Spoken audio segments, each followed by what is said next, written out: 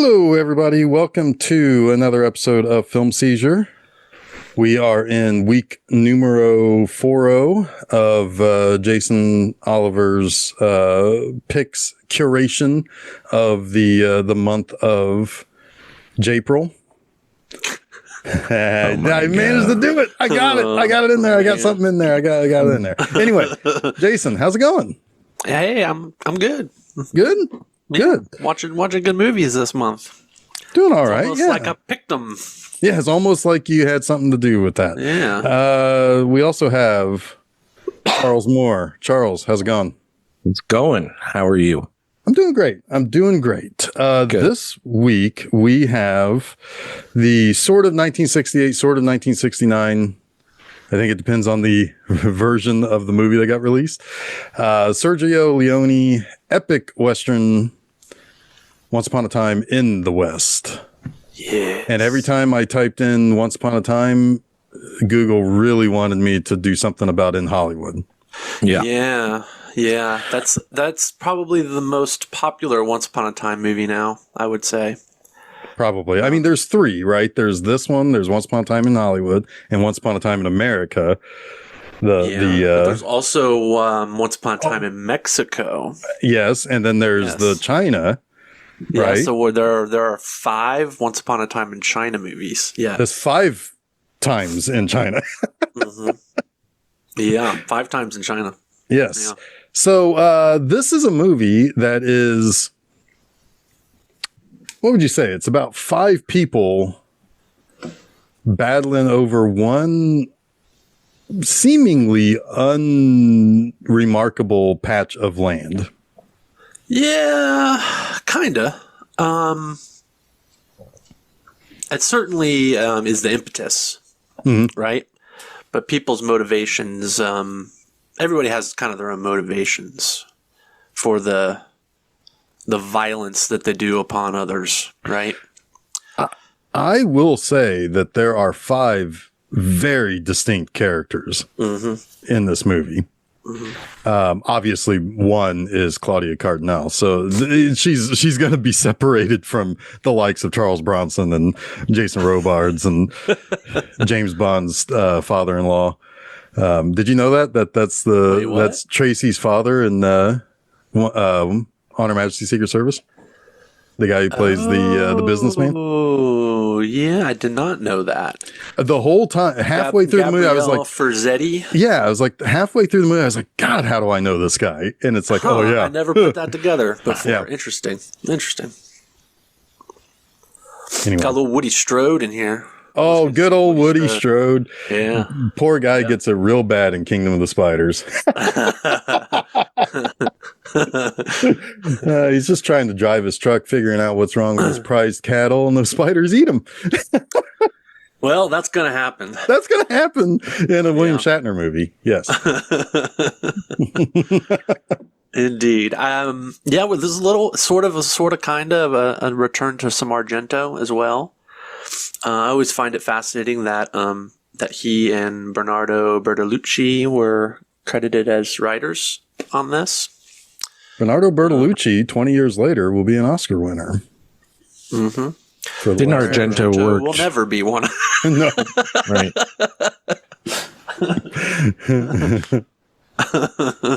Oh, Dario. Man, I mean, there are dozens upon dozens of great Ennio Morricone scores, but man, this is way up there. There's just so many great themes in this movie. And one of them is very familiar, or almost sounds like the main little piece in Babylon. Oh, huh. The more I don't know what to call that one in Once Upon a Time, but it's sometimes it plays when it's the more somber kind of. Yeah, but it sometimes also plays when there's something funny happening. Yeah, but it's like pepped up a little bit. Yeah. That's a great score. Babylon? Yeah, that's a good one. Yeah. We talked about that movie before, though, haven't we? Yep. But yeah, some of us a couple of times. I love. All right, so I guess a little history with me in this movie.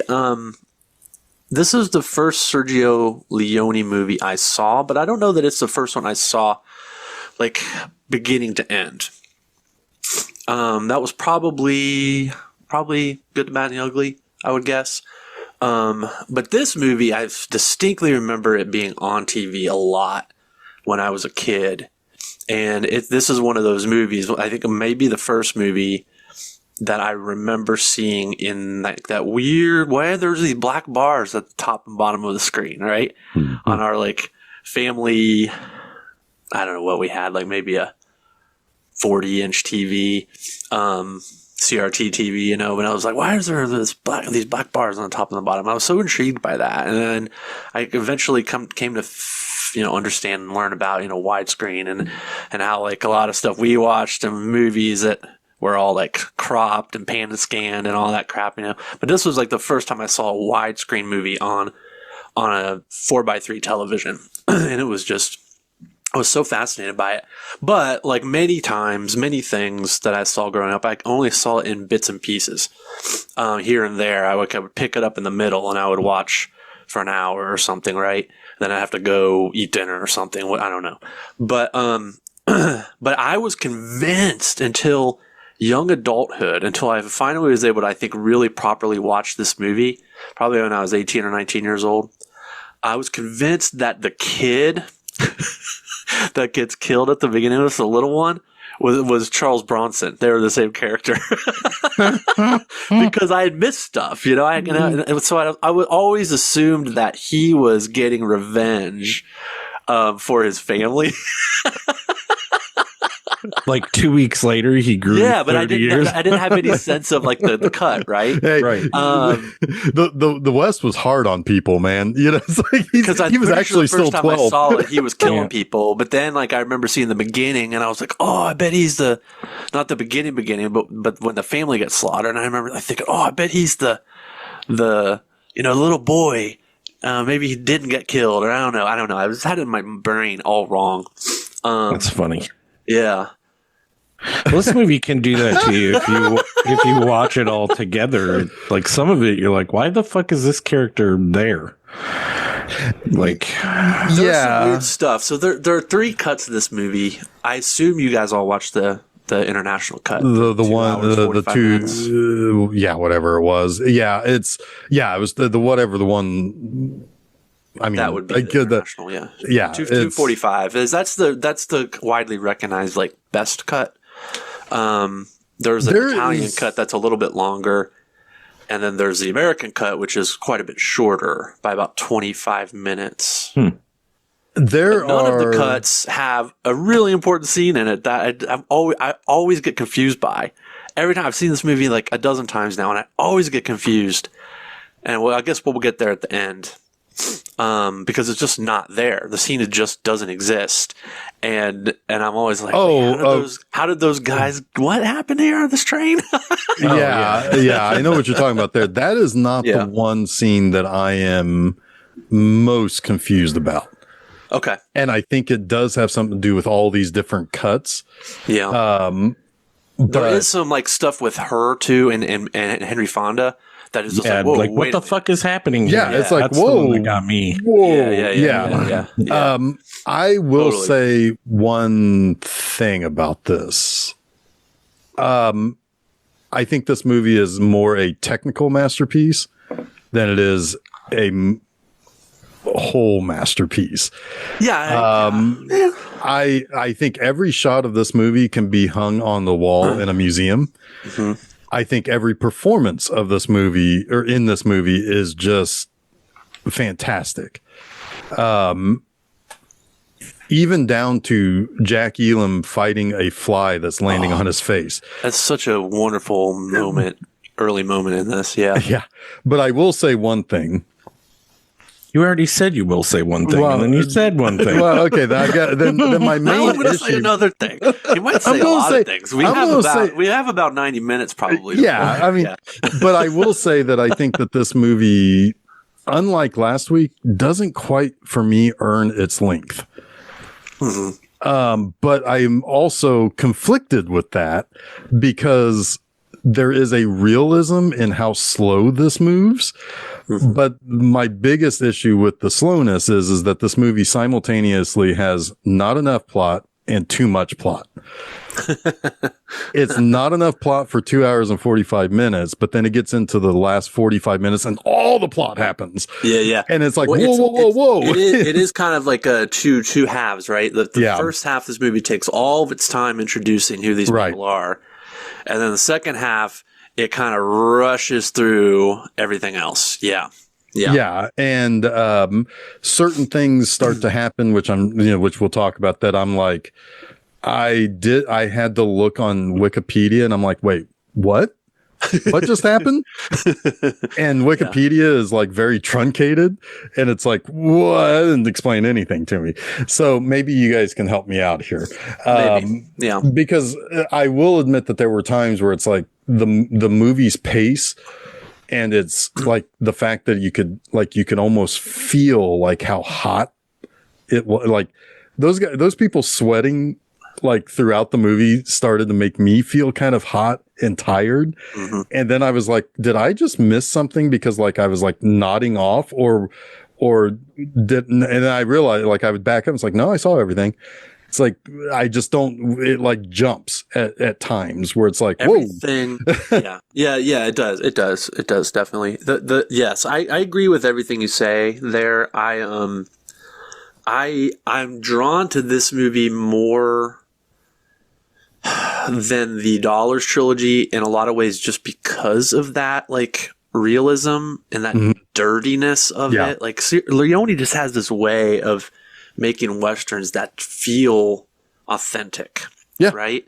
The places feel authentic, the buildings, the roads, the carriages, like, it all just feels like not a place I want to be. No. And like, there's that one scene where the crazy old coachman takes Claudia Cardinal where they have to like stop for a little bit. And it's like the design of that is so gnarly and kind of gross that it feels so real. Like, yeah, in 1873 or whenever this takes place, you would walk into that building and it would be kind of slipshod. It would be just this cabin, this dark cabin that it's like people are hiding in shadows. And it's like, it's just, the shop owner. And, it's like Ernest Borgnot is what I called him. Yeah. I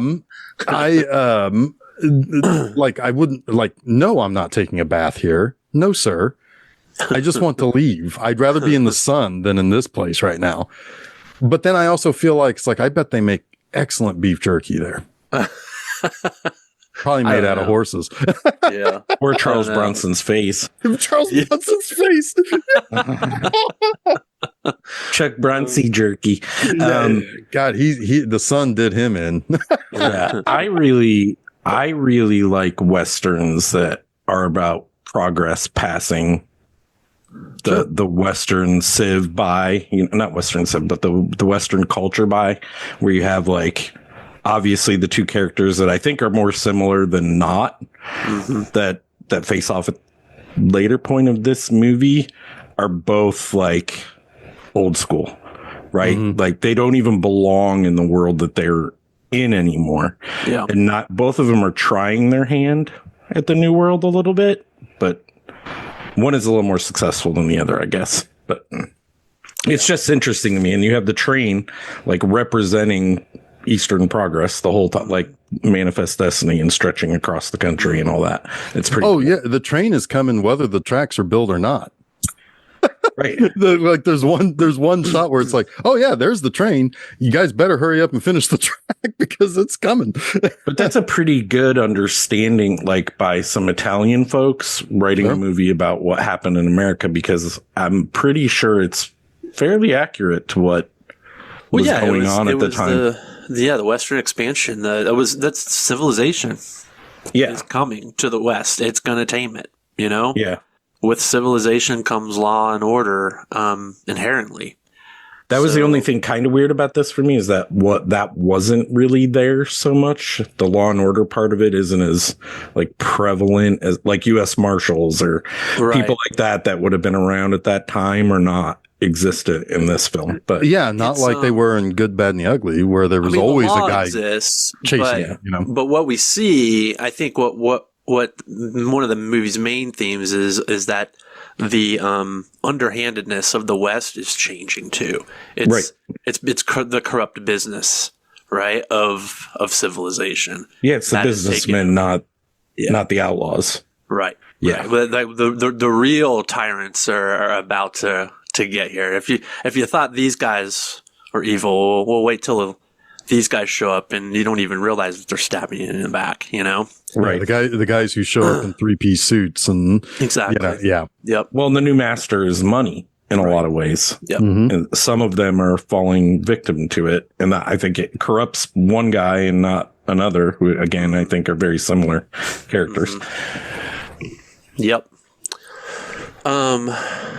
You both have seen this movie though. I know you have, Chuck. Yes. Well, I have now. I had not seen it. You had not before. Seen it. Okay. Yeah. I mean, it was one that was always kind of in the periphery, but I'd never, so I would still say, and I do also still want to say that in technical sense, like I have a few, like I have like 3 like Westerns that I think are like tippy top tier.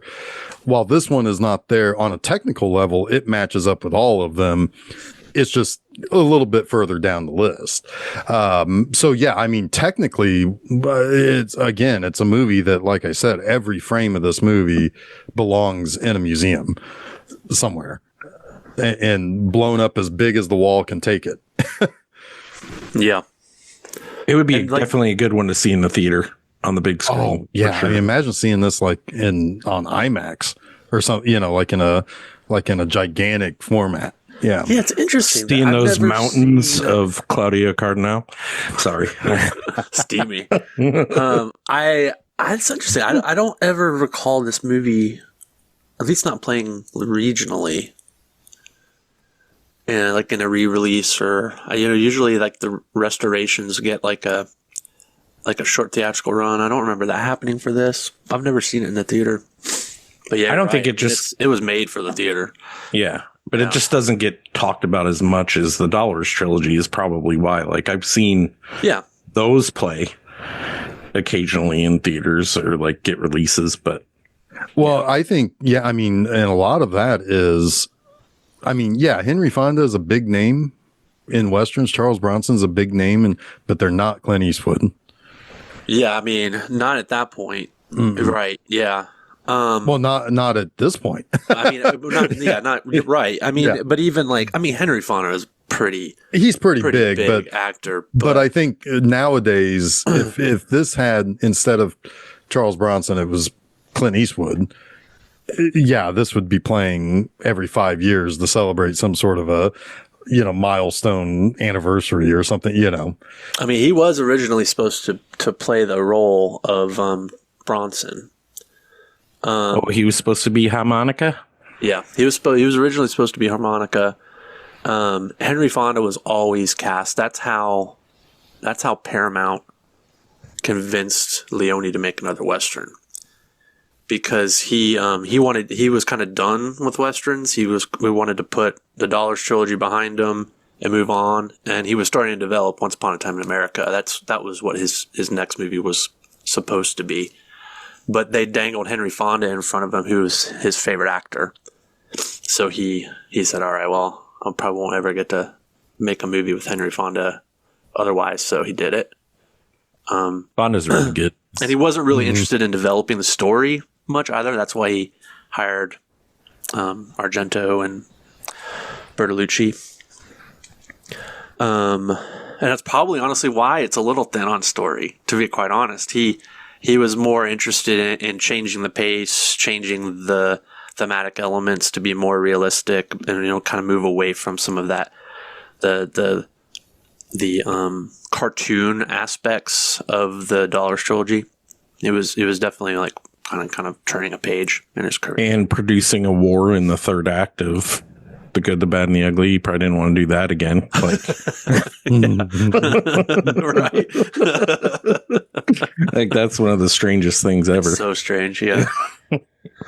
But I will say, because I haven't really said much about it, I really like this movie, and I actually appreciate that there's not a whole lot of plot. Like what is actually being explored here about the characters and that piece of land.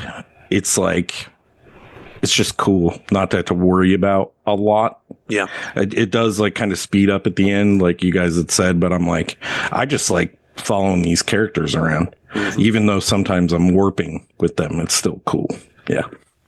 It's cool. I really like Jason Robards in this. Oh my God. He's kind of like the forgotten character in this movie, but man, he's so good. I mean, the funny thing is he may be the best actor, like even better than Fonda. Oh yeah. I mean, just in general, like he is so interesting and so weird and so funny at times. Like, I mean, the fact that he called the people, it's like a pack of turds rode herd on me all night. It's like turds. Like who in the 60s used the word turd?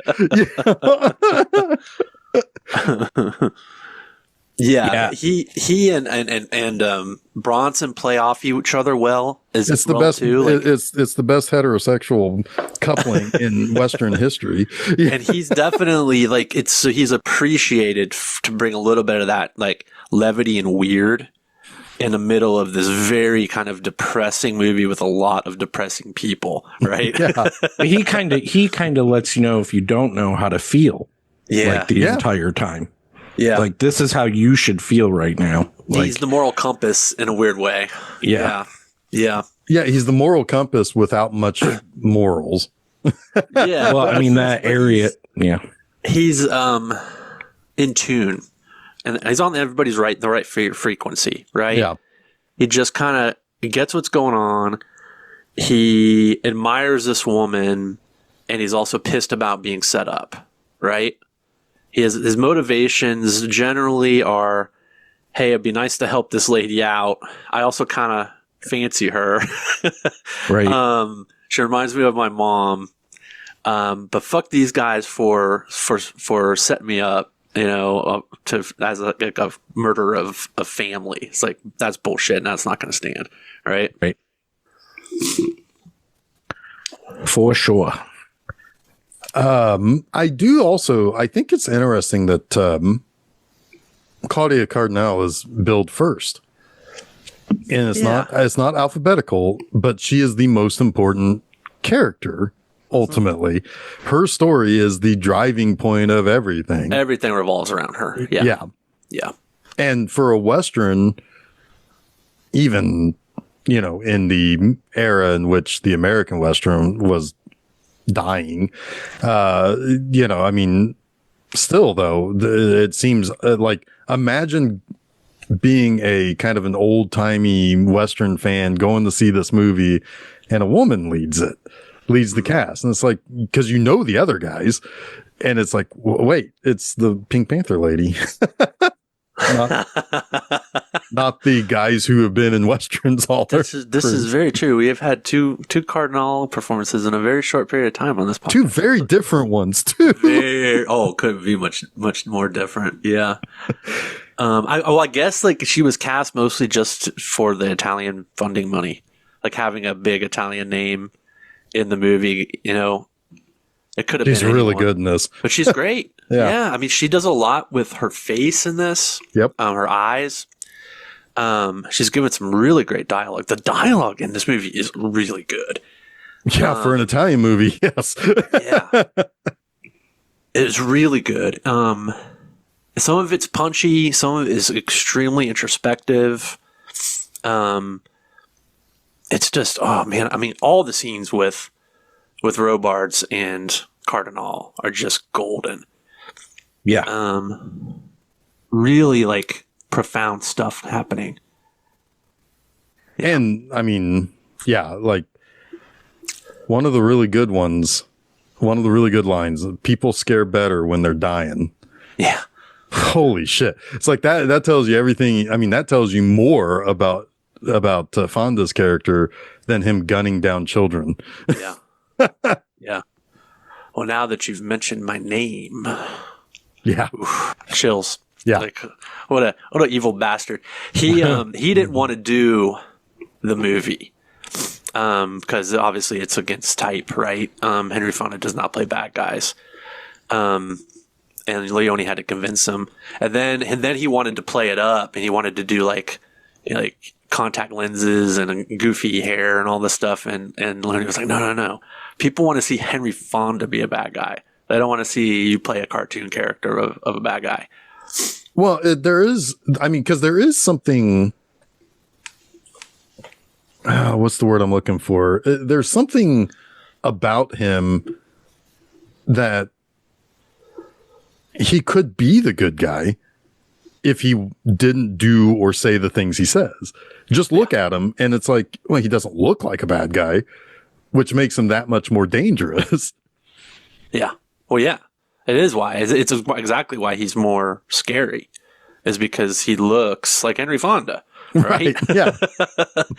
Looks like, a good guy Papa, It's the Grapes of Wrath, Yeah, I mean, it might as well be Gary Cooper, Right. Super duper. Sorry, that's all I have to add. Nice. Where was Bronson doing at this time in his career? Oh, well, he's about 15 years removed from House of Wax. I know that. He was Igor in House of Wax. That's wild. I haven't seen that in ages. How old was he then? Because I joked with Steph, like they were 25. They were showing his leathery face, and I was like, he's 32 here. He would have been in his mid 40s here. Yeah. So about our age, really. Hey, wait. Our age 10 years ago. I'm mid 40s. Oh, wait. I'm sorry. mid-40s. I'm sorry. I thought you said mid 30s again. Okay. No, I'm 40s. sorry. My sliding time scale is all messed up. Yeah. I mean, So he's about our He would have age. been almost exactly both of your ages when this came out. Yeah. Thank God I look better than Chuck Bronson. Chuck Bronson. Not much, but I do. You don't have as much hair, but you definitely have less leathery face. Right.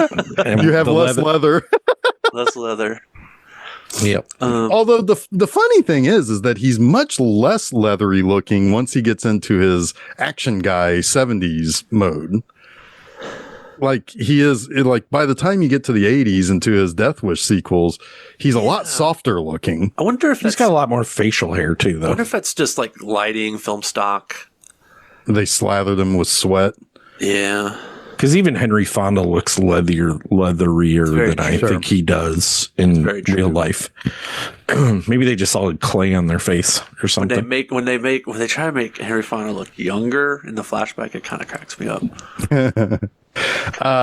So yeah, Bronson at this time was making a lot of Westerns, but he had been in the Magnificent Seven at the start of the decade. Oh yeah. Of course. He was in The Great Escape. So yeah, I mean, Yeah, The Great Escape. I mean, that was a big one. And that Magnificent Seven was also. So yeah, okay. So he was a pretty big star. yeah, Yeah. he was Machine Gun Kelly at the end of the 50s. That was a Roger Corman movie.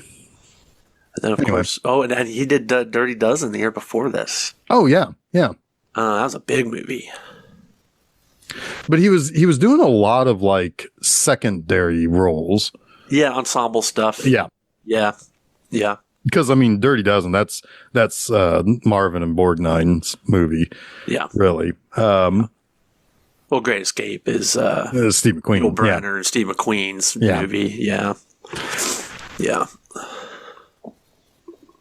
But yeah, I mean, in Guns of Diablo, he was the lead in that. So yeah, I mean, he's doing a lot of, and I think if he's not really doing, he was in a Liz Taylor movie in '65. So yeah, I mean, he's getting big parts. Yeah, for sure. He's probably though still kind of like that face though, It's like, oh, it's that guy. That leathery goddamn face. Yeah. Anyway. Yeah, so Jason, how does this movie begin? Okay, this movie begins with, man, it's so iconic, this train scene. You've got these three men in dusters up to no good waiting for the train to come in at the station, and it's just them waiting and them harassing the old man with no teeth, station master. And he runs off the lady too. Yeah, yep. And they're all just kind of like hanging out. Say, what's about to go down? You know something's going to go down. You don't know what, but you know it's going to involve guns. Well, and most definitely, Jack Elam is focusing on two different things in two different directions. We can know that for sure too. Yeah. Those eyes are pointed all over the place. Yeah, he's got one eye on the fly and one eye on the train. On the train coming in. Yeah. You got Woody Strode with the. I love that the leaking roof. Yeah, right. Dripping water. Fills his hat. It puts his hat on. Fills his hat. And he drinks from the brim of the hat. It's so cool. Yeah. Originally, this I think would have been kind of neat, but I'm also kind of glad it doesn't exist because it's a little like I think a little over the top. But originally, he wanted. Eli Wallach, Clint Eastwood, and Good, the Bad, and Ugly. The other guy. Lee Van Cleef. Lee Van Cleef. Thank you. He wanted them to play these guys, and he wanted to just symbolize like that the Dollars trilogy is no more. Right, I'm killing that off. No, interesting. Yeah. But the only one that was available was Eli Wallach. Lee Van Cleef, I guess, was game, but had another obligation, and Clint Eastwood just said no outright. Yeah. What a dick, Clint. But I'm also kind of glad it doesn't, because I think it's a little silly. I think it would undercut the movie almost immediately by having that. Well, yeah, because this I mean, like the crescendo to this scene is. You do not fuck with Charles Bronson. Yeah. And it would have been hard to sell that with those three. It almost like set him up as a bad guy too, right? Yeah, exactly. Yeah. And I mean, it's like, I don't know, man. It's like, I like Charles Bronson, but he's no Eastwood or Van Cleef. Eastwood or Van Cleef. Yeah. He may be like Eli Wallach. I mean, Eli Wallach apparently is the one who ultimately convinced Henry Fonda to do the movie. He told him, because they're buddies, I guess, and he told him, you should do it. You'll have the time of your life. It's like, so he's like, all right, I'll do it. Hey, free trip to Spain. Yeah.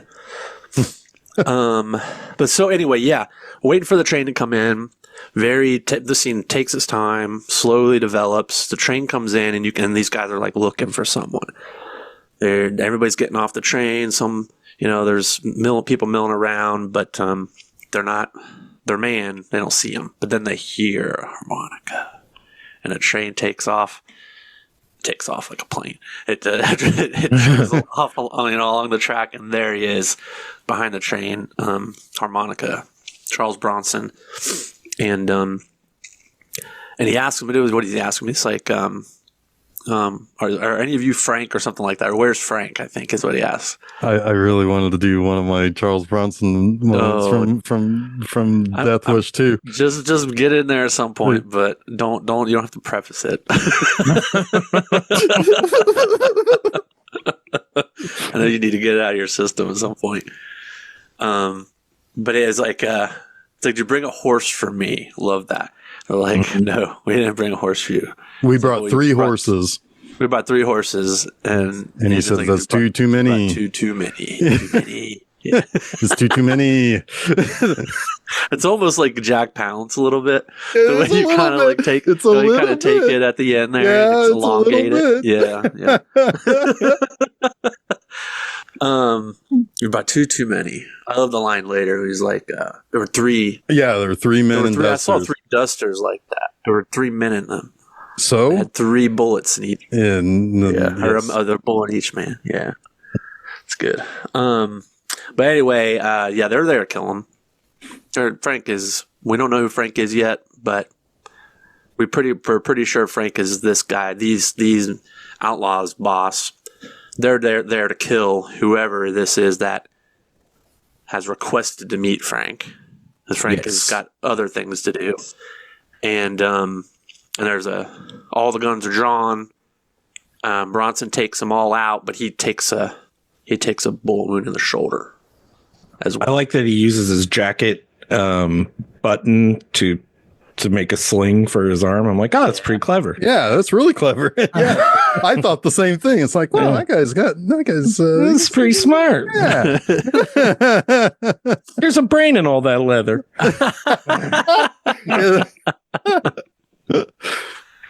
Then, while this is happening, the next scene we see is we see McBain, Brett McBain. Brett McBain. You mean Mario? Mario. Well, he's the Italian Mario. Yeah. Is he? I don't know. He is. He's an American. He's an American Irish, actor. Yeah. And his gaggle of redheaded children. He's got just so many redheads. They're like every freckle and red hair in the valley is on this ranch. Clint Howard was running around somewhere. Ron Howard. He was. Absolutely. He was fishing down the creek with Andy. Fishing that sweet water. But we come to find out that they are there's going to be a wedding ceremony. And what's more is that the father keeps telling the daughter that she won't have to wear secondhand clothing anymore. Right. They can cut the bread slices as thick as they want. And, money is coming. Yeah. Yeah. And he is going to marry this woman that he met in New Orleans. And he's sending his son to go pick her up at the train station. And he's perturbed with him because he hasn't left yet. And then he's even more perturbed with him because he backtalks and says, my mother died 6 years ago. He doesn't clean his boots. His boots are dusty. Doesn't have his boots clean. This kid's a mess. Yeah, this kid just wants to stay inside and play Red Dead Redemption on the Xbox or whatever. Yeah, he wants to play with his abacus or something. Whatever the kids played with back then. Yeah, skipping rocks or something. I don't know. But then there's this funny thing happening with the cicadas also. Like the crickets and things, the sounds of this desert area where they live, they keep it goes silent. And they're like, well, that's odd. And then it comes back, all the sounds come back, and they're like, all right, well, that was weird. But then they go out again. And then the dad kind of walks off a little bit, kind of curious about it, and he hears the gunshot. And he turns and he sees that his daughter has been shot. And then he runs after her, and he gets shot. Then his son on the horse, who's about to leave, gets shot. And then the riders come in, and you see them all gather around this little boy, the youngest. And one of them asks, so what are we going to do with him, Frank? And then you see it's Henry Fonda. He's like, well, now that you've said my name, and he pulls his gun out, and he smiles. It's like, oh, it's so creepy. Just gives this little boy a smile and pulls his gun, and you see the gun go, him pull the trigger, and then it cuts. You don't see the boy get shot, but that's what happened. But I always thought maybe he didn't get shot. And Charles Bronson had magical grow-up powers. I never saw the scene where he was laid out on the table, right? So I was sure that was going to be Charles Bronson. It fucking cracks me up. The scene when they're laid out on the table, they're using their best picnic table cloths. Yeah, that's pretty sad. I guess that was taken directly out of a movie. This movie is kind of one of the first mixtape movies too. People gave Tarantino so much shit for that, and still do. But the Sergio Leone stole from 10 different very distinct westerns when he made this movie. Even High Noon. Yeah. Mm-hmm. Yeah. I think that scene was from Shane, maybe. The family, the bodies on the picnic table. It's been a while since I've seen Shane. But anyway, yeah. One thing to note here is they all are wearing those dusters too. Yeah. That we They're see wearing in the same first dusters. Yeah. That the three men who attacked the harmonica, were wearing. Right. So we know they're related to Frank, but in reality, they're portraying themselves as someone else. Someone else's gang. Yeah. They're wearing someone else's patch. Colors. Yeah. Some Sons of Anarchy shit happening here.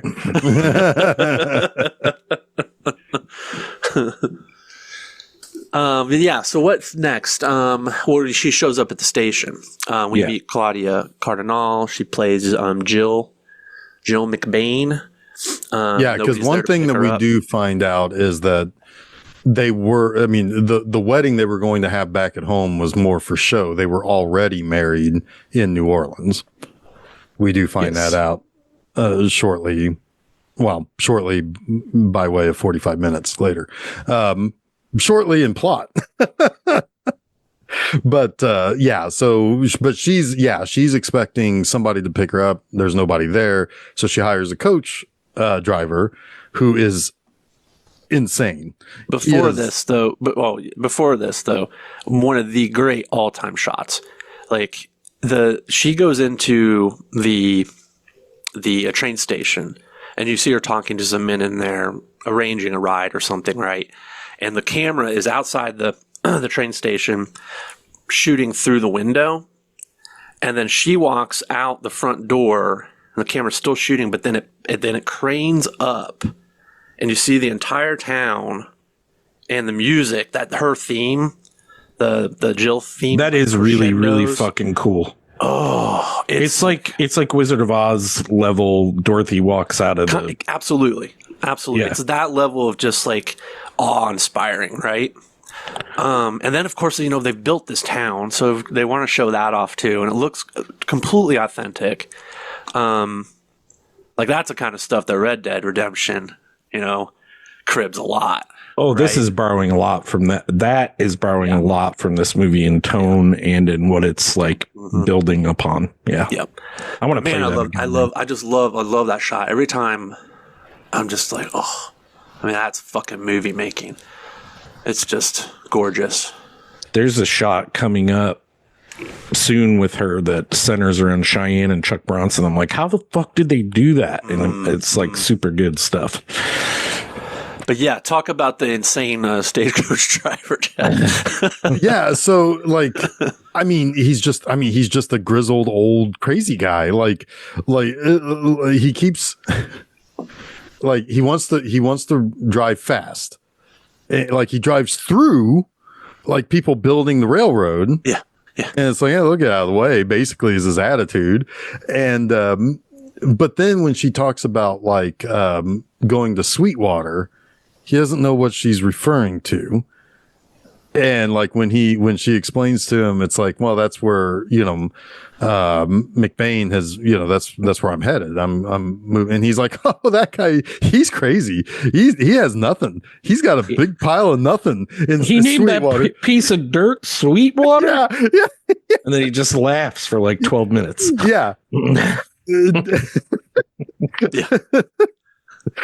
But he eventually he stops at that station or the I don't know, whatever we call it. It's like an outpost. Yeah, it's like an outpost or like a rest stop or something. And she's like, hey, I'm in kind of a haberdashery. Hurry. Yeah, it's a little haberdashery, yeah.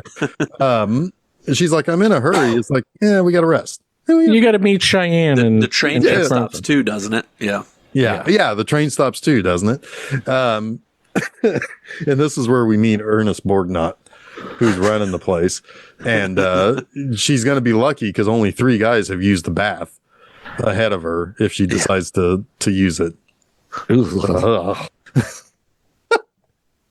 I can't imagine the fucking bacteria and fungus off those people in the Old West. I don't want to live in the Old West. She's having a bad day too. It's a terrible day.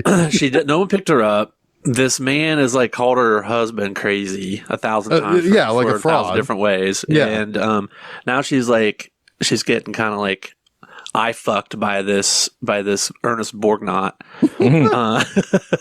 talking about like three men I've already used the bathwater, and it's like I was like, oh, what have I done? And then Cheyenne shows up, right? Cheyenne shows up, who's he's not a good guy, but we hear a gunfire outside. Yeah, outside. Yeah, and he comes in, he's shackled. So, he needs to be freed from that. But then he's not the only one there that he might get into a fight with. Or, it's like the people outside aren't the only people he might get into a gunfight with, because there's a guy off in the shadows that we can't even see. Harmonica. Yeah, it's Harmonica. So, and they're not necessarily friendly. we hear him play the music. Yeah, and like Cheyenne's like half the harmonica in this is diegetic and half of it isn't. It's a little confusing when it's not. This is the shot that I think is really cool though, because Cheyenne is kind of you're kind of like, you don't know about him. You think he might be a bad guy because of what happened outside and like the way he's acting, and obviously he's shackled for some reason. Right. He seems dangerous. Yeah. Yes. Yeah, he seems more of a he seems more dangerously crazy than just the plain old crazy coachman. Right. Yeah. Just funny because he's not, but he's a little crazy, but he hears the harmonica in the side and he takes the lamp. Mm-hmm. Yeah.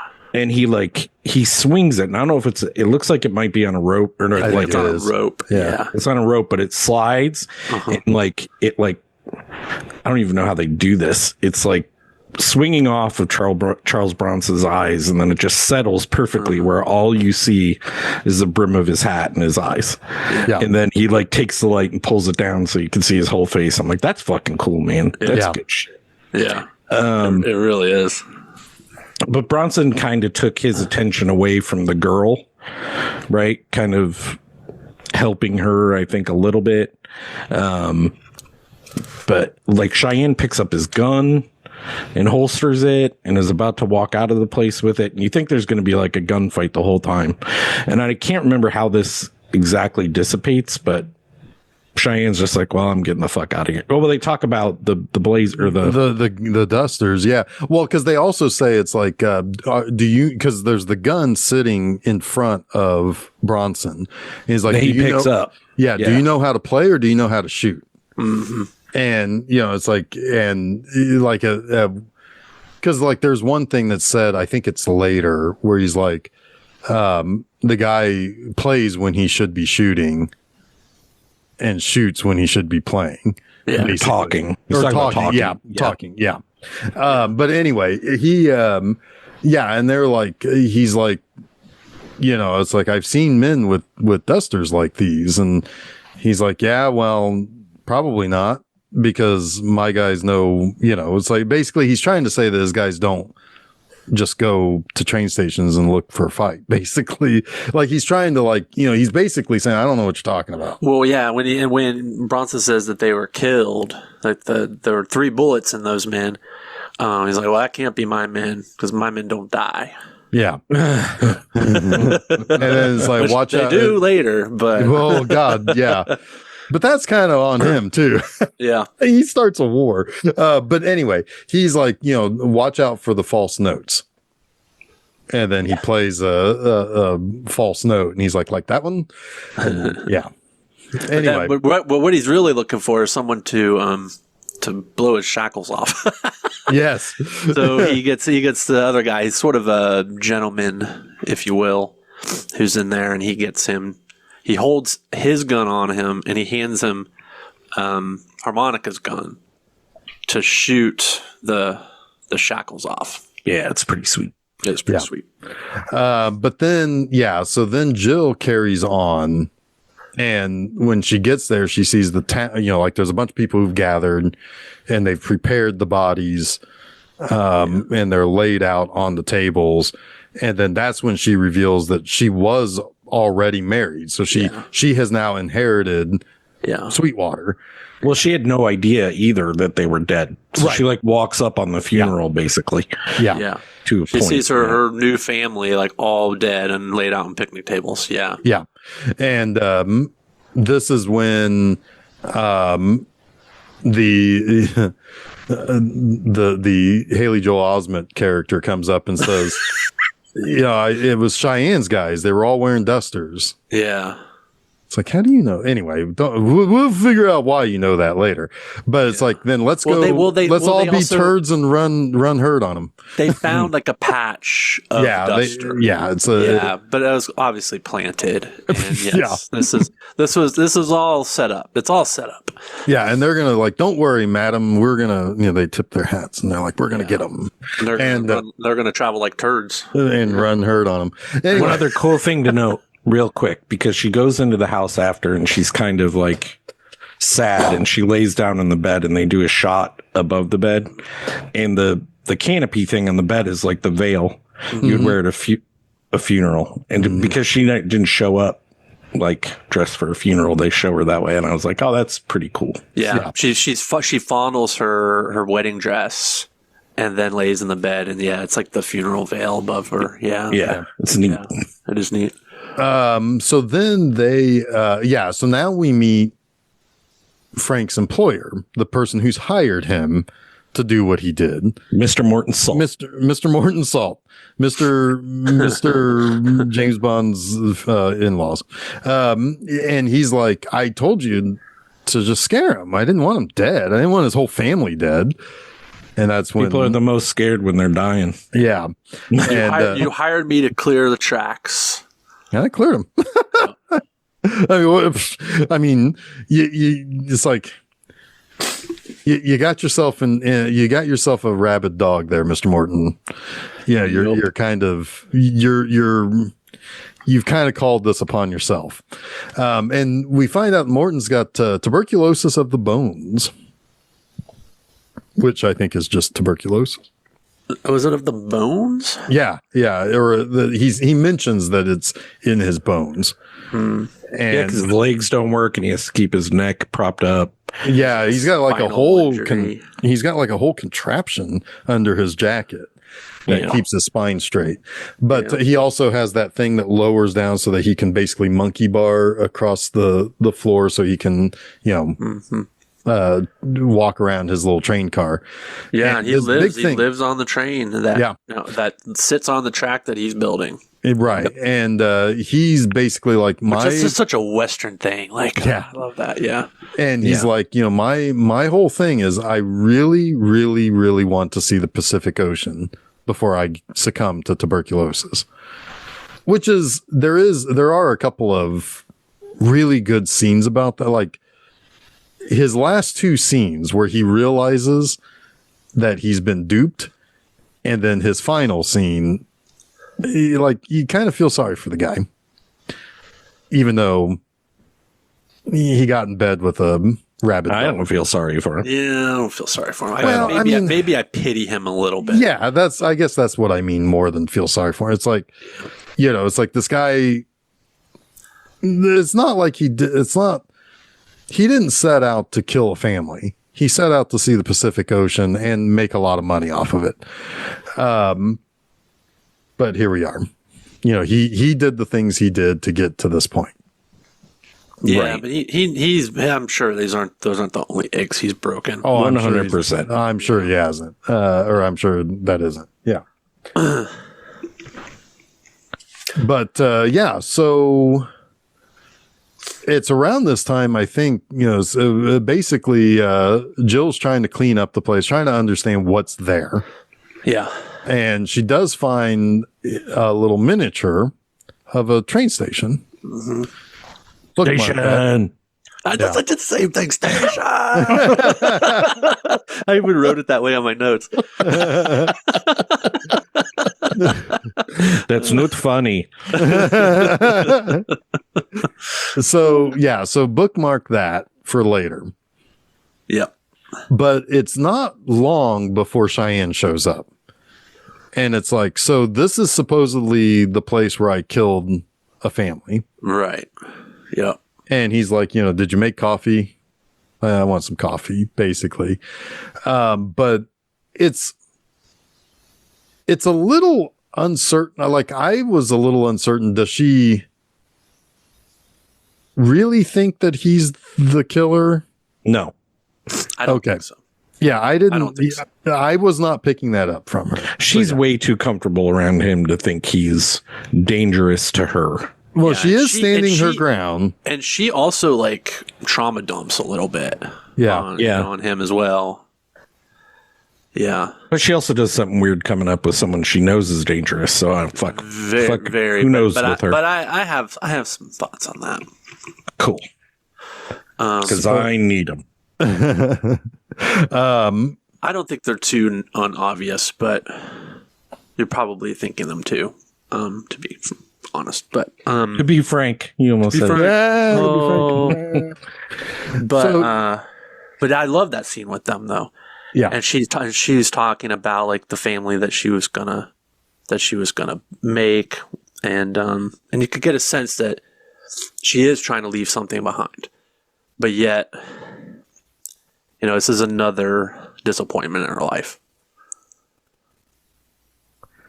Yeah. And it's interesting too because he recognizes her for what she is, and we don't know that until later, right? Because he says to her, you remind me of my mother. She was the biggest whore in Alameda and the best woman in the entire world. Yeah. Right? It's like, that's interesting. Didn't he also say something about like, and like the fathers that like the father of the night that I had, or something like? My father, the hour he spent with her was probably the greatest of his life, or something like that. Yeah. Yeah. But yeah, we find out that's exactly what she was, later on. Because and that I guess we can talk about that when we get to that weird scene, because it all kind of comes out then. So yeah, Cheyenne leaves because he's going to go figure out why he's been framed, and she wants to leave too. She's kind of like, "There's nothing here for me. I'm going back to Nolans." Yeah, Nolans. But then Harmonica shows up. Yeah. And he does that thing, or it does come back later, where it's like, you're going to hear these noises. And basically indicating it's like, there are a couple of guys outside I got to deal with. Yeah, this is Weird noises. This is not the right time to leave. Right. Yeah. Now, he also is already pretty wise that Cheyenne wouldn't, has been set up. Yeah. Like he's a smart cookie. He knows, he can almost see through Cheyenne. It's like it's obvious to him because the men that were sent to kill him were Frank's men, and they were wearing Cheyenne's dusters. He doesn't have to do a lot of logical leaping there. Yeah. Right. No, he doesn't. Yeah. Yeah. He doesn't. Yeah. Yeah. And so, he's already wise to, to that plot that we're going to set up, which, to be honest with you, is that necessary for the story to have that framing? Yes. Yeah, because you couldn't trace this shakedown back to Morton, who wants to take the land, and they'd make that connection with Frank. And if the law was a little more present in the story, you'd probably latch onto that more. Yeah. But there is a reason to cover it up. I agree. Okay. It's an easy scapegoat. Okay. We frame this guy, known outlaw. No one will ask any questions. Yeah. Yeah, and then Morton can just swoop in and take the land like he wants to. Right. Yeah. Okay. All right. Well, okay. If they got the Pinkertons involved, though, they would snuff it out. Yeah. They would.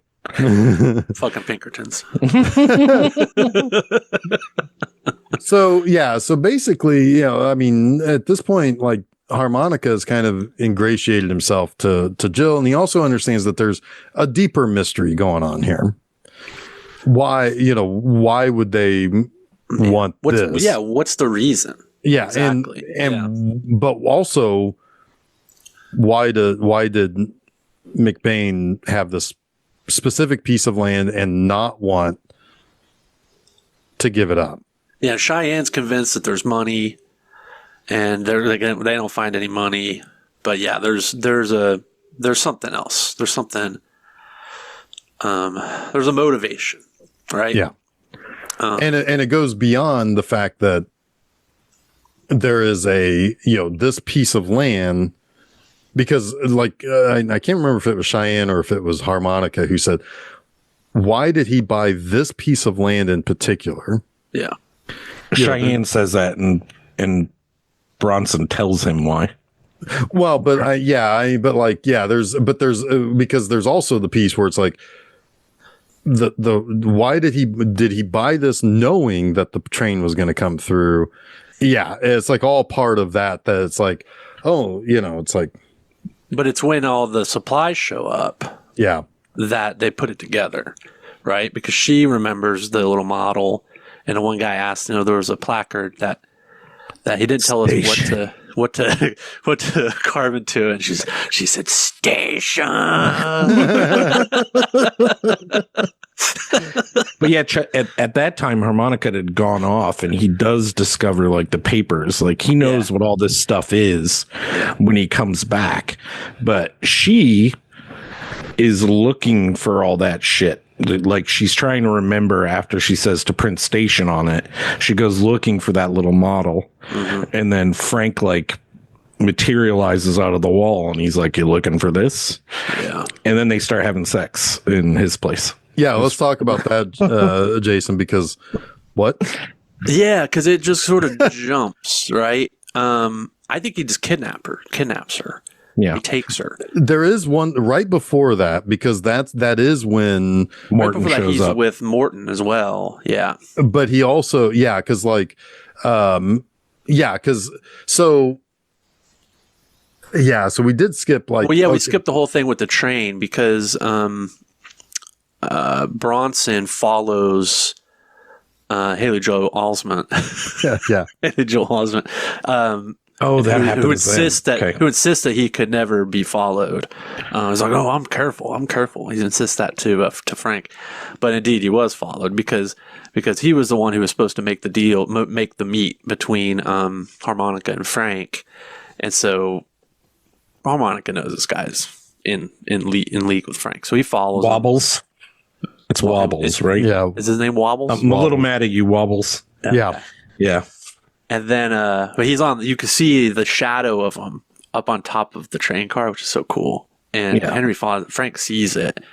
He's like, "All right, well, we'll set a little trap." And they do indeed set a trap, and they capture Harmonica. And that's when Frank leaves to go get Jill. He's gonna. But it's implied at that time that he's gonna go kill her, right? And then and you've got Harmonica who's captive on the train, helpless. But Cheyenne's going to do the old gun in the boot. Yeah, but Cheyenne to the rescue, man. Yeah, he gets up on top of on this train.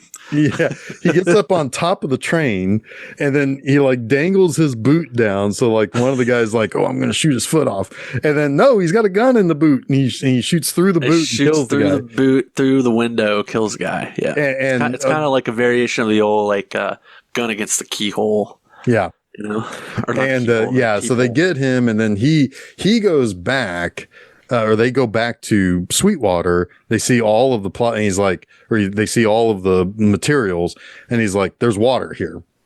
Yeah, that's why this is important." Yeah, and they're going to build a station, and basically going to build a town around this.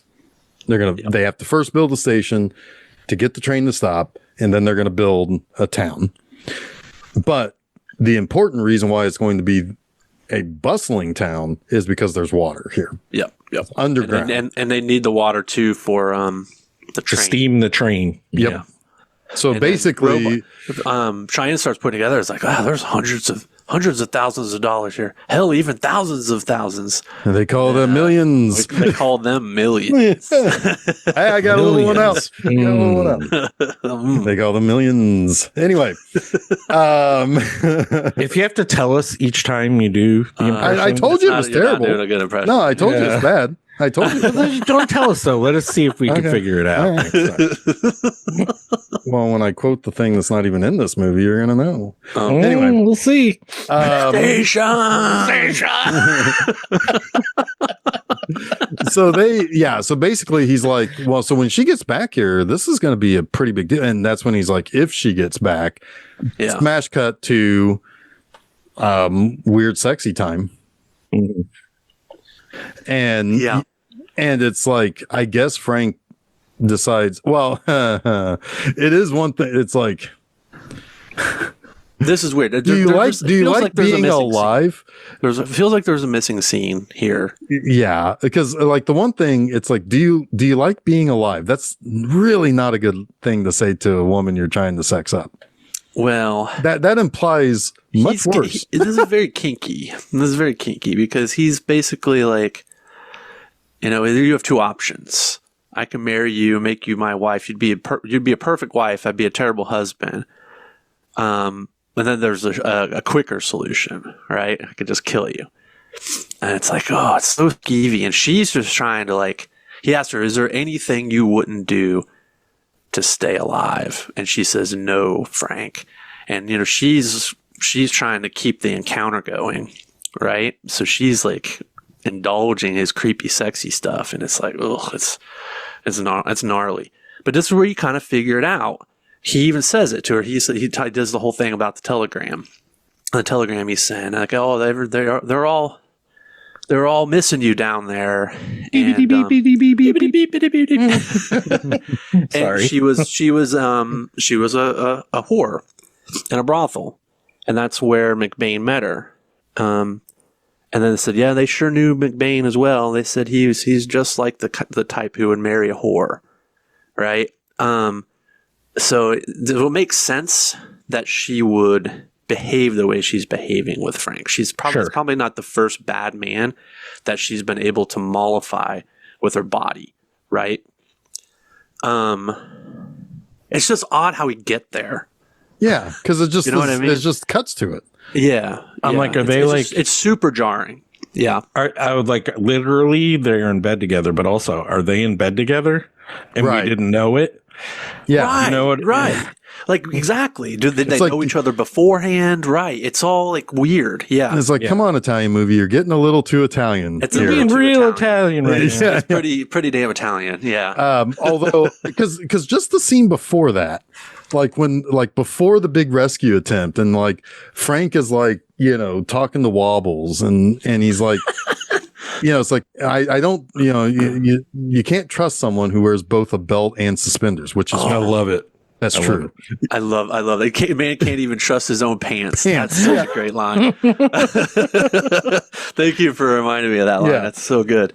But yeah, so it's like, there's like levity there. There's levity in the rescue because like while Cheyenne is doing all of his, like basically climbing around a moving train like a monkey, like Charles Bronson's getting a little bit of a kick out of it.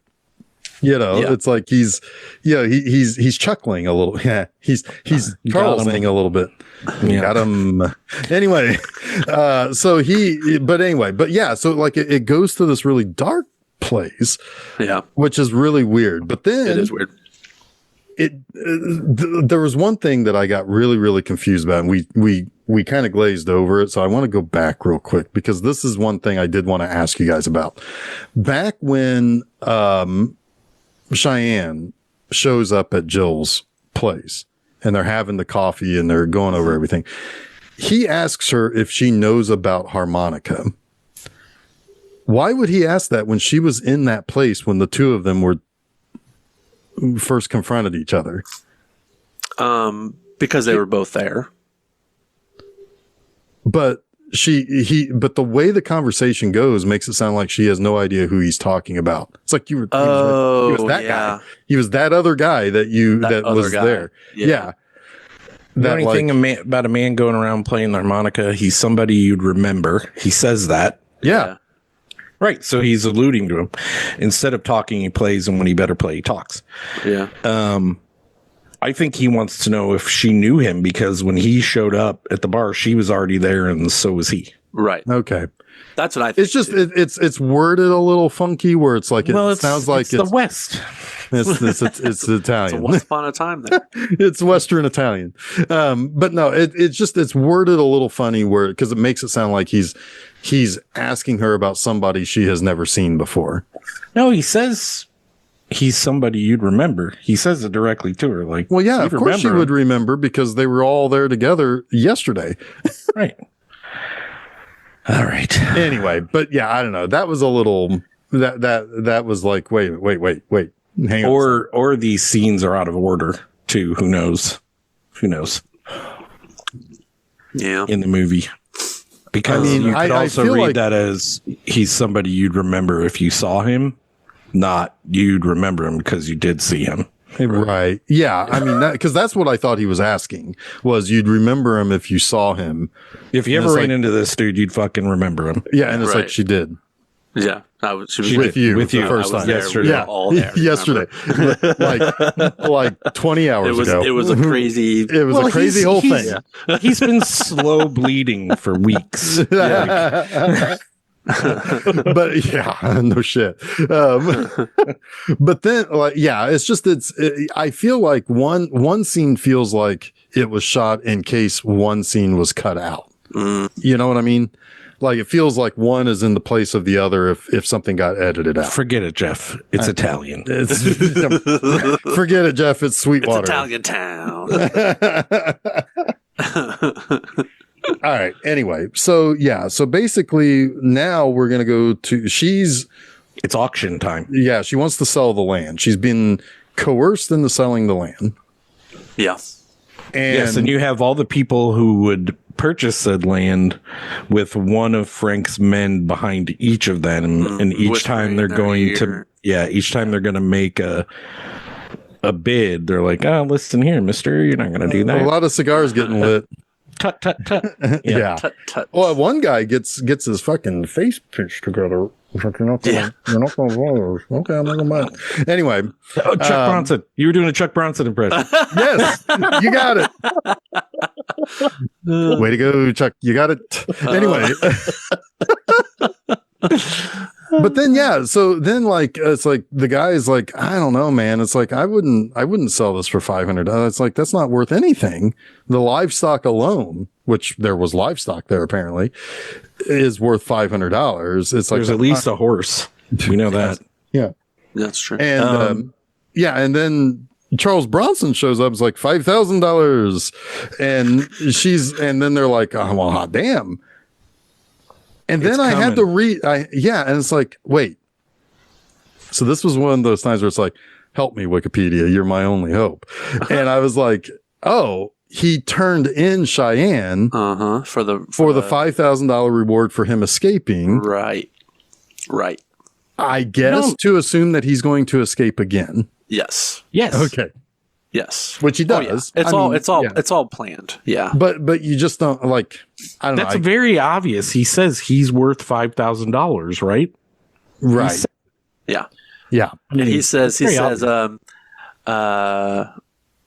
even Judas got like $4,970 cheaper, less or something like that.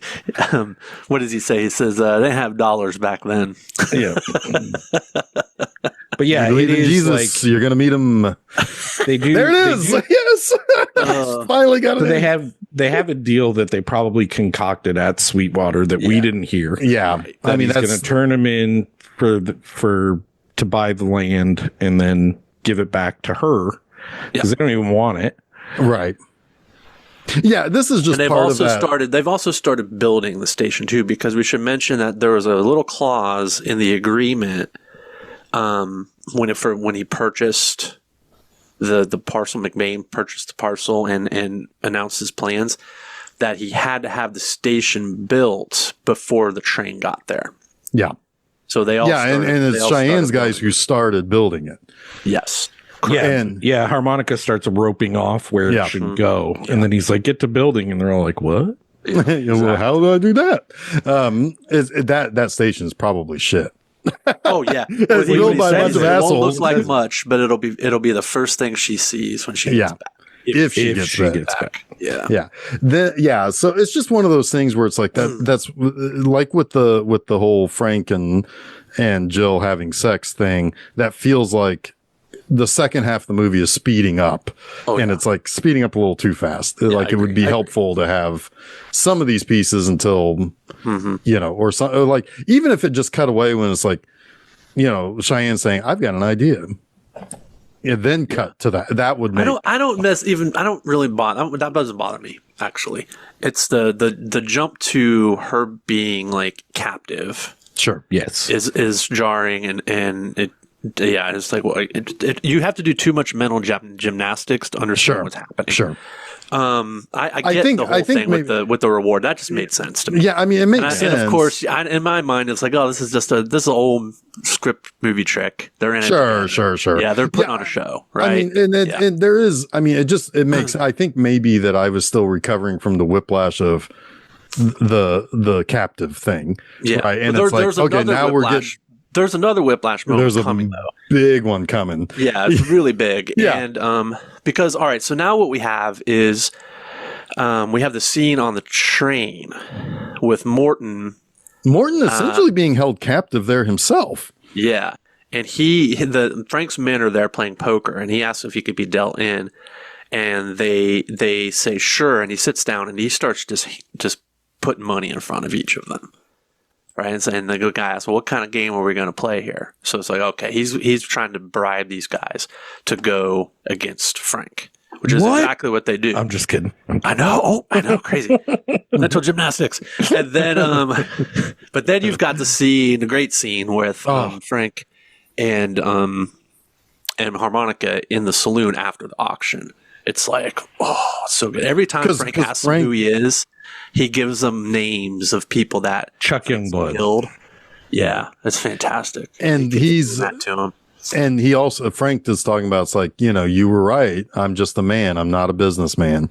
Yeah. Which indicates like here he is trying to get in to the modern day, but he doesn't know how to do it except that's later. That's a little later. That conversation is a little later. At this moment, he just wants to buy. He's trying to be the businessman. He says it later. He says that later. He's trying to be the businessman now, though, because he's like, I'll give you $5,000, and he pulls out a silver dollar and won. You should be allowed to make a profit too. It's like, oh fuck, that's a good line. Yeah. But then he ends up buying his. He goes over and he finishes his whiskey. He's like, how much is this? He's like, that'll be $1. And he takes the dollar coin, he puts it in the shot glass, and he just walks upstairs and he just leaves him. And it's great because he's been looking outside, right? And he's been seeing some strange activity, some men. And he's like, I don't think they're there for me, right? Because I'm already in here with him. Right. So he would just upstairs, do it. Yeah. And he starts looking out the windows upstairs, and he's seeing more of this odd activity. He sees a gun pointing out of the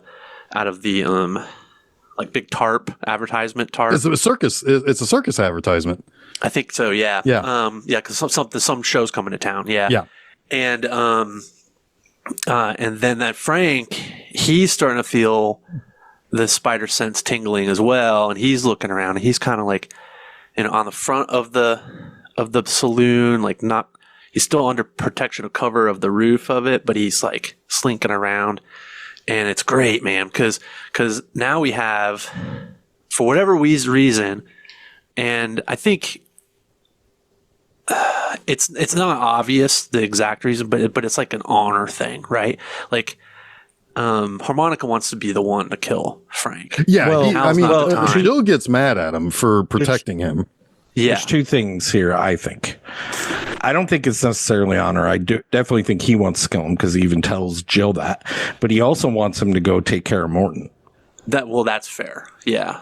Like he wants him to go back and kill Morton. He wants him to realize that he's been betrayed and then take care of that for him. Yeah, that's a good point. Yeah. But that's where it gets wonky.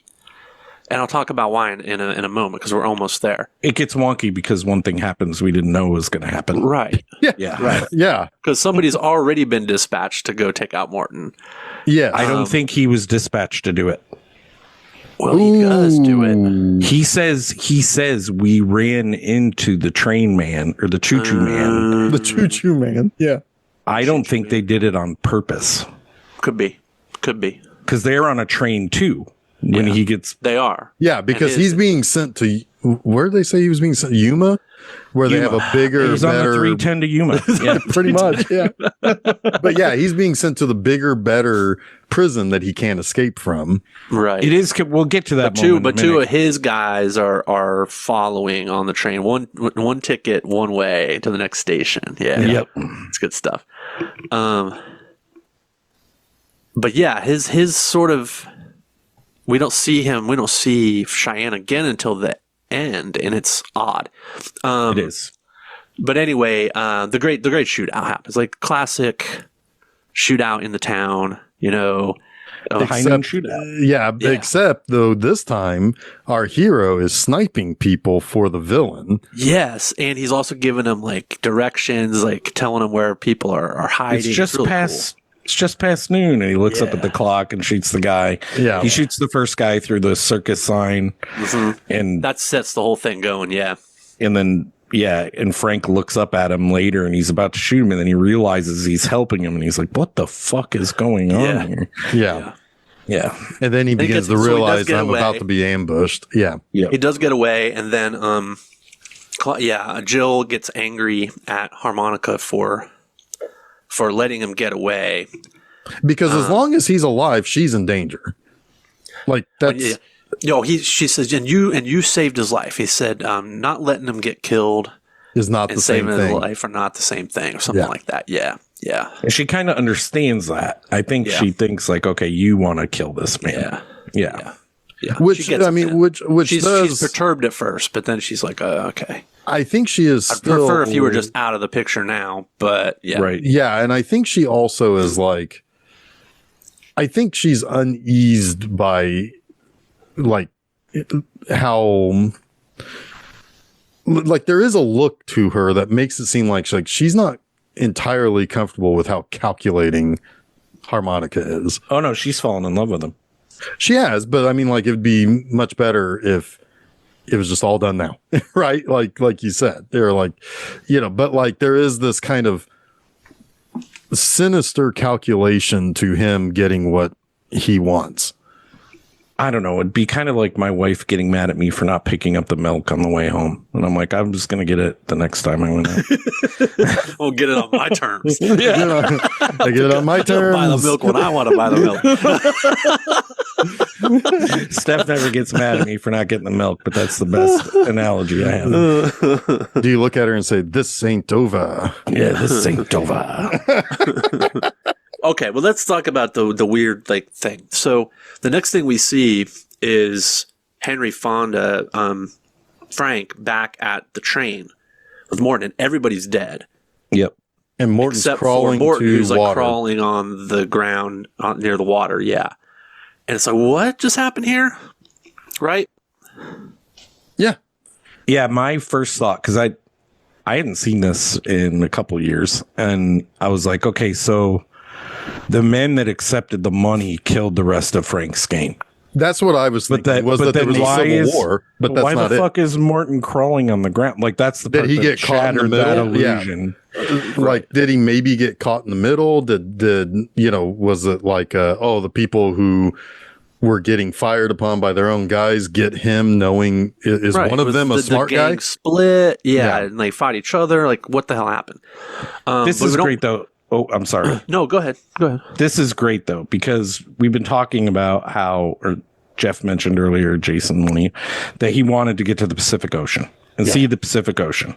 And that's a slow fucking crawl across the country, right? Because they have to build the train there. And him like crawling across the ground, representing that slow move to get to the puddle. The puddle of water, yeah. I'm like, that's so fucking cool. Like that's really just cool. Good stuff in a movie. You don't need plot if you're showing good Western like symbolism. That. Yep. Yes. You don't need a plot. Just have cool stuff. If you show me cool symbolism like that, like I'm always a sucker for that. It's true, and it forgives it all, right? It's like, all right, whatever. Everyone's dead, and of course, Frank had to be the one to kill Morton, right?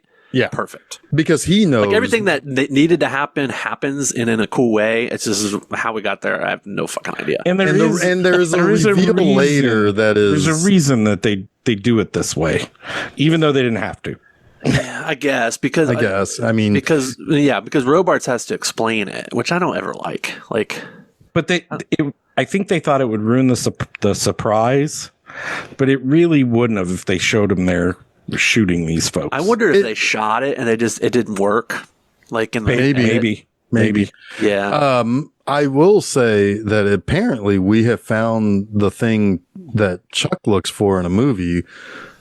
Even if there's, wonky plot, he will forgive all. Just like when, somebody says Avengers Assemble, number one movie of the year. Dude, all right, listen. My moment. This is my moment, goddammit. I like this cool stuff. You've been on every episode that I've been on. You've been on every episode of Film Seizure, but every episode that I've been on, yes. I talk about symbolism all the time. I love that shit. I know. I'm just saying, it's like what you said about, it's like, I don't need a plot. Show me cool stuff. No, and this is like if you're moving like this, I'm good. I'm good. Just go back to your Chuck Bronson impersonation, Jeff. Just I love this movie. It's like that's even worse. That is worse than mine. I was trying to be worse than All right. You want to see the ocean? So now what do we have? We've got our two heroes and the lady. Yes. Back at the station. Cheyenne shows up.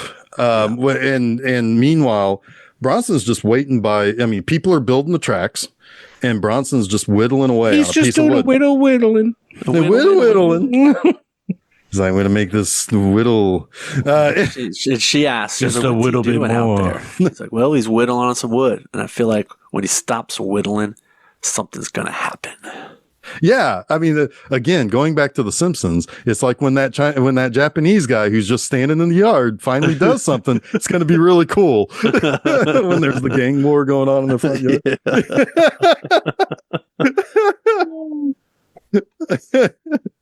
But anyway, yeah. So he's Cheyenne comes in and they kind of tip their hat to each other. He goes into Jill's place like, you got coffee? He's like, this time I did make it. This time I do, yeah. And and there's some deep conversation going on there. I'm sure there's a lot of symbolism, but Chuck left. Chuck left, yeah. Chuck's like, I'm out of here. I'll see you later. I'm out of here. Well, yeah, and there's kind of like a touching scene where he without really coming out and saying it, kind of expresses his love for her. But he also reads the room. He's like, I'm not the right man for you. Or you think I'm not the right man for you. And he said, well, he isn't either. Right. And he talks about the darkness in a man like that. And like a man like that breeds death. Right. But she's in love with him. And he also kind of warns her. He's like, he's not going to stay. He's someone who's gonna move on.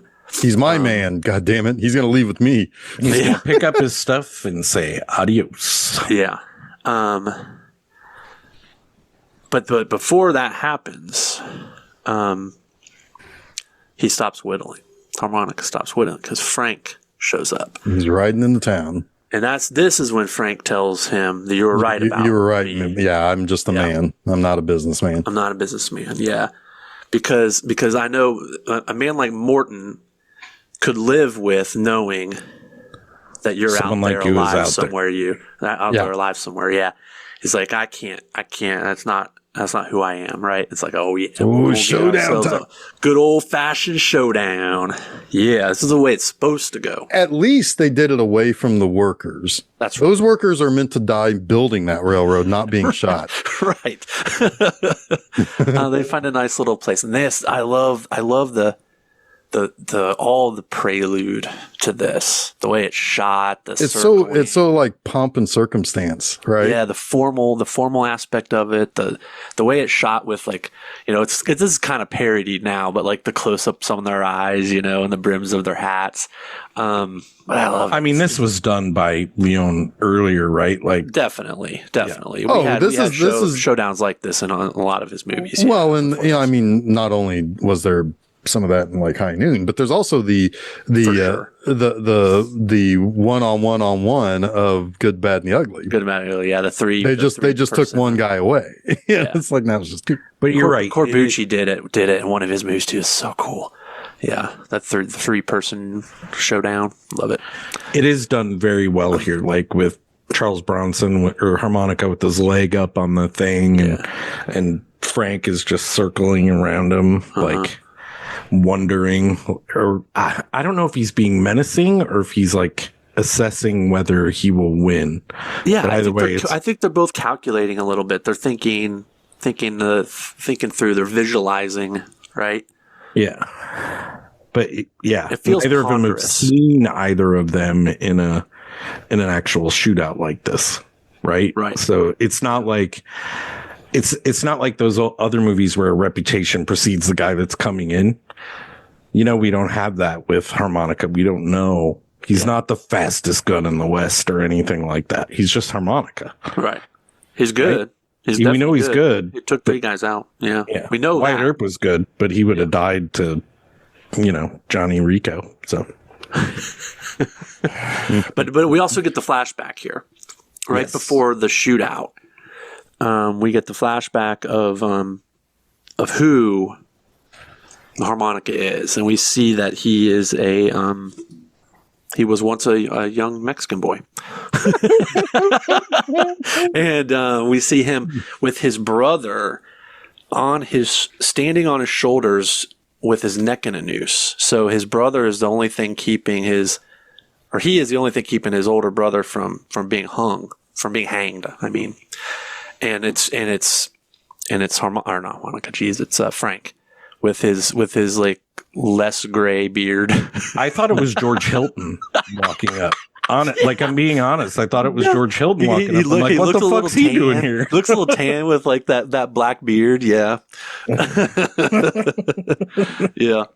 Ivan Razumov going to show up? Yeah, where's Ivan? Yeah. That should have been the brother on the shoulders or something. Yeah. Yeah, absolutely. But that's the whole deal. And the harmonica, Frank puts the harmonica in Charles, the young Mexican boy harmonica. This is confusing.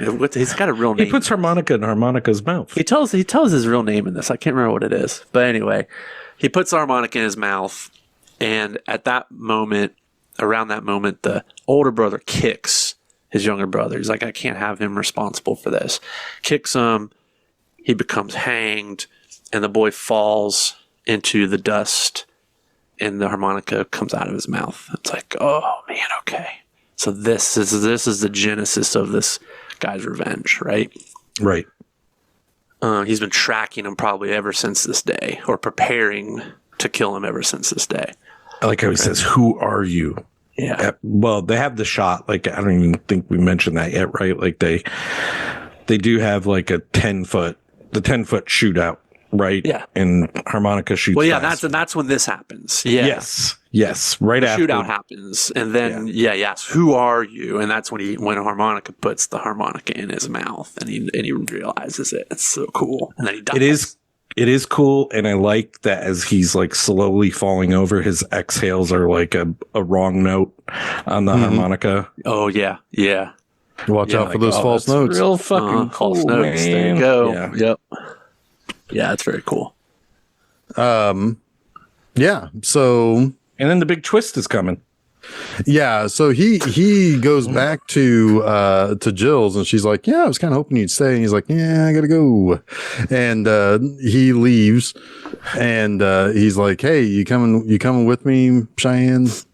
It's like, "Yeah." He didn't actually say that. Cheyenne just says, "I have to go too." I can't believe you didn't say that as Charles Bronson either. That's kind of disappointing. Well, I already did the I gotta go. I gotta go. You gotta go too. You gonna come with me, Cheyenne? That is really bad. It is, but it's so fun though. I love doing it. I love doing it. Anyway, You should have him on B Movie Enema. I'll work on that. Don't tell me how to run my show. Here's where we realize that Cheyenne has been shot in the gut. He's Yes. bleeding. And this is when he tells them that they ran into Morton's Man, and The that's Choo Choo Man. the Choo Choo Man. Yeah. And they had the shootout that we didn't know what the fuck happened. Like that's how we find out what happened there, which is odd. Especially the fact that he's been mortally wounded by this. I think that's why they don't show it, honestly. Maybe. So we are surprised by the big, I call it the big Reveal twist. that It's not really a twist, Well, but it is. that's not in the American version either.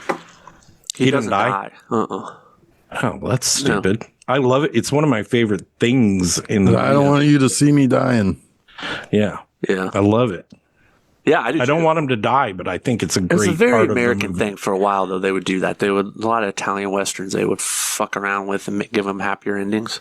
At times they wanted God, the they car do that- wouldn't they do drive that off to the they wanted the cliff. bleaker endings. Yeah, The car Yeah. wouldn't drive off the cliff at the end of the movie. They just they'd get it was away. like an invisible force field. Yeah. Well, that I mean, Well, clearly, I was speaking specifically about Italian westerns, I know. like a lot of. I mean, Italian very obviously, Christmas westerns. Evil Give is it an happy Italian American. movie because it's just the van just flies off at the end. Right? Yeah, of course. It doesn't crash. It just keeps It going. just keeps going. Forever. It's still up there It today. is. It's out there. If you look in the right clear sky. Yeah. Well, the You can see- 25th you can of see every Fiona year. Apple's dad up there driving a sleigh. The 25th of every December, that fucking thing lands on your roof. It twinkles. Yeah, it comes down. Yeah. Crushes a house. All right, we went off the rails that have Yeah. stopped right here. Well, this is the in end. I mean, this is Sweetwater. the end of the movie. Yeah, but we do see that, like, Final while scene they're is riding off. her giving water to the workers because that was his his final parting advice. Cheyenne's advice to Jill was go out there and give the men some water. They'll appreciate having you around, a beautiful woman like you around, and if any of them happen to pat your behind, just act like it doesn't mean anything, right? Is that what he says? Yeah, something like that. And then because he pats Just her make on the believe butt. it's nothing. Just Yeah, Make believe it's nothing. And then he pats her on the back, and he's They like, deserve it. yeah. But And he's he pats talking. her on the behind, and he says, "Just make believe it's nothing." But he's not talking about him That patting shit her on doesn't the fly ass. anymore. But He's not talking about him patting her on the ass at that point. Well, He's talking about harmonica walking away. Make believe that's nothing. But it's just yeah, they're making a reference back to what he said Yeah. earlier. Yeah. yeah, He's not like patting her on the ass and say, "Forget I did that." Forget it. But he is. But he is. Oh yeah, Yeah, forget it. It's Sweetwater. You're right. That shit don't fly no more. No Um, ass patting. And yeah, that's the movie. I mean, that's it. She's going to build this town. She's going to be incredibly rich. She's gonna be Richer, incredibly rich. richer than Morton was going to be. Probably. It would have been interesting to check back in on Jill in like 10 years. I think that could have been an interesting movie. Someday. Oh, I did a chart. Yeah. But he was did supposed to like come back John someday. Yeah. I'll be back here someday. I guess McCabe and Mrs. Miller is a little bit like that, right? Oh, that's a good movie. But that's Warren Beatty, though, right? Yeah. Yeah. That's not Charles Julie Bronson. Christie. Yeah. So we need. But does she run that town, Julie Christie? I can't remember. It's been a minute. Yes. And she runs the brothel She runs in the the brothel. town. She doesn't run the still. town. You run a brothel in town, you're pretty much the mayor. Right. Yeah. Put that on his tombstone. If you run the brothel, you're pretty much the mayor. Forget Foursquare. I run the brothel around here. Does Foursquare still exist? I don't even know. What exists? Foursquare? Does The that game still exists. Is that the thing that people used to check in on and become the mayor of cities? Oh yeah. I think that might still exist, but that Yeah. was always kind of dumb. Yeah. Zach was always the mayor of everything. Yeah. You could buy. got really into it. You remember when everybody used to advertise buying those little plots of land in Scotland? You can become a lord or a lady. That still happens. Yeah, I know, but it's not real. That's not how that works. No, it's been looked into. It's not a real thing. It's only a ceremonial. I'm a lord in Scotland, Jeff. Don't try to tell me I'm not. It's a decorative thing. I'm also a gonna get reverend. Reverend Charles Bronson. All right. All right. You know what I enjoyed it. I think, it's like, I think there's a place where you could maybe mash together an idea that would be a sequel to this that's also kind of like a Death Wish 3, where he has to come and clean up the riffraff, but he's got like, oh my God, he's got like an entire coffin, like Django of guns. Yeah, I was going to say, as a Django. Yeah. Yeah. I mean, that would be all right. I'd watch that. I mean, you can give me 3 hours of that. I'll watch that. I'd certainly watch it. Yeah. I mean, if it's Italian, I'm watching it. Fair enough. Fair enough. Oh God, could you imagine an Italian Death Wish movie? Oof. Anyway, all right. I think did we do? I think we did it. We did it. I mean, again, like while it is, I like this movie, but I think I like it for reasons other than its plot. I think I'm just more into the technical parts of it and the performances. Because regardless of the plot, those lines are being delivered exquisitely. And it really has, I think, became the new template for the Western, I think. Sure. I think it's really the movie that started a new era. Of Western.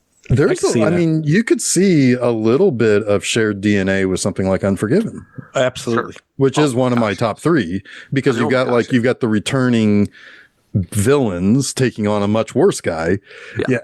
Yeah. Oh, I think Unforgiven is much more, has much more DNA, the DNA of Once Upon a Time in the West than it does the Dollars movie. Absolutely. And I would say any of Clint's 70s movies, Westerns would be, Outlaw Josie Wales, all of that. Definitely. Absolutely. Yeah. Yep. All right. Cool, guys. Yeah, this is definitely, come for the imagery, stay for the Brunson. Anyway, all right. Next week, we wrap up Jason's month of curation. Yeah. And the last time he ever picks a movie ever again. Damn. I mean, I'm 4 for 4 this month. Right? Yeah, you're doing pretty good. Next week is going to be a first time for me. Paris, Texas. Yeah. I remember seeing this movie always listed like on cable or at the video store or whatever. It's one that I always thought was released in the early 90s, but it's the mid 80s, 1984. So, but yeah, and I know that it was very, very well liked. And I also was looking at like the Wikipedia page of the critics response, and Ebert compared it to Five Easy Pieces, and like, well, I'm in. Mm-hmm. Yeah, I'm in. A bit of that for sure. And it's a bit of a neo-Western too. Well, and also it takes place in northern Texas, where we had Last Picture Show too. Ah, yeah. So I was wondering if there'd be any DNA there too. Yeah, I think there's a little bit of that. But yeah, I'm excited for you both to watch it. Because I think it's a first time watch for you too, right, Chuck? Yes. This is honestly one I only recently discovered, but it kind of just blew me away. I went on a Wim Wenders kick in the last year or so, and this had always been on my to watch list, and I finally got to it, and yeah, it's pretty spectacular. Well, it's written by Sam Shepard. Yeah. So I mean, good. Speaking of DNA, good Partially DNA there, but yeah. And Natasha Kinski. Yeah. Yep. Anyway. Bit of a May-December thing going on in this one, but yeah. All right. Maybe one day I'll have one of those. I don't want one of those. Anyway, so that is next week. Maybe if you're May. Yeah, maybe if Ellen Mirren, call me up. Anyway, Barb and Maud. So yeah. Anyway, so Mod. Oh my god. April 30th, we wrap things up with Paris, Texas, and so go over to filmseizure.com. That's where you can find the episodes. We're also where you can listen to us, where you can follow us on social media and the whatnots. This upcoming Monday at the same site, filmseizure.com. I have a new episode of Monster Mondays in which I will be talking about the brain. Nice. Yeah. You get old classic monster brain. You gotta love that stuff, You gotta love it. Anyway, so all the same places, filmseizure.com. This upcoming Friday at my website, bmovieanima.com, I am concluding the Trauma Month with Poltergeist Night of the Chicken Dead. Oh, God. Which is... Oh, God. I think I explain it well, how I feel about that movie. Mm-hmm. No, that's Lloyd Kaufman, isn't it? Yeah. Oh, yeah. All four of the Trauma movies I covered. Oh, it's Trauma. I missed that. Yes, that makes sense. All righty. So, yeah. I get that mixed up with Thanksgiving. Oh, yeah. Yeah, no, this is, yeah. This is a musical. Oh, huh. Yeah. Anyway, until next week, I'm Jeff Arbuckle. I'm Charles Not Braun. Ernest Not Borgnine. And you have been listening to Film Seizure.